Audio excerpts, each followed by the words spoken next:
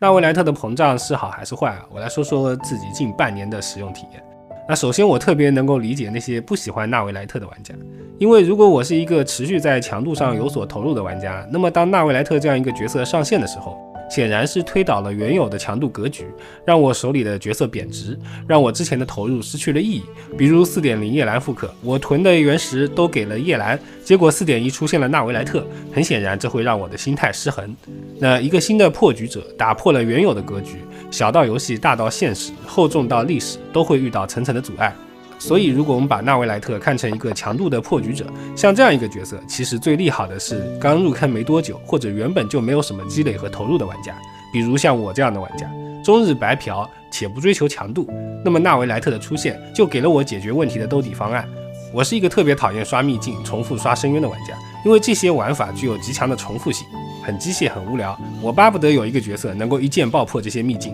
或者干脆就取消刷秘境的玩法，让我一键派遣。现在纳维莱特就给了我接近这样的体验，进入秘境一键开资，20秒一次，大幅提高了效率。在重复刷深渊的时候，也本着高效的心态选择纳维莱特，帮助我快速的完成扫荡原石的目的。可以这么说，龙王的体验呢，就类似于游戏中的一个内挂，且不需要我付出什么成本就可以获得。那我做一个不太恰当的比喻，但我想有更多的玩家可以去理解，就是如果原神设计了一个可以让剧情5倍速播放且自动点选项过剧情的角色，那么不喜欢看剧情希望跳过的玩家是不是就会非常喜欢它？这个就是我在使用纳维莱特重复刷秘境刷深渊时候的体验。那其实如果是老玩家，应该是能总结出原神长期以来的运营策略，就是一个版本中至少是存在一个主推的角色或者体系的，比如 2.0 时候的神里灵华和雷电将军， 3.0 时候的种门，现在的纳维莱特和弗妮娜。所以对于纳维莱特这个角色的评价，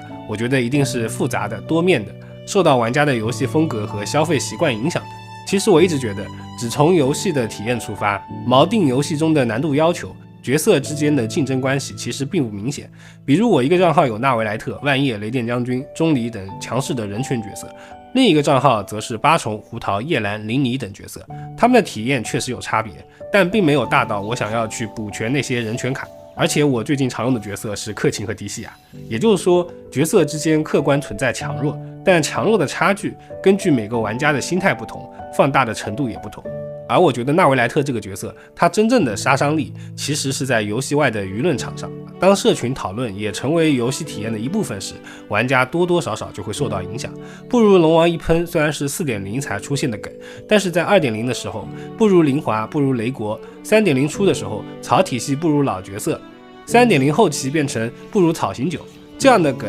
其实早就大量充斥在社群中了，只不过主体会随着强度格局的变化而变化。也就是说，社群中存在这样一类玩家，喜欢用版本强势的体系去打压其他体系。诚然，强弱是客观存在的，但正如上面说的，当社群讨论也成为游戏体验的一部分，这样的言论就会对玩家造成影响。像我这样不关注社群讨论内容、不在意强度的玩家，可能就无所谓。但相反，喜欢加入讨论、关注强度且大量投入的玩家，一定会在这种复杂的舆论拉扯中增加自己的精神内耗。那以上就是我对于纳维莱特这个角色的看法，不知道各位是如何看待纳维莱特的？我是提瓦特地理，我们下期再见。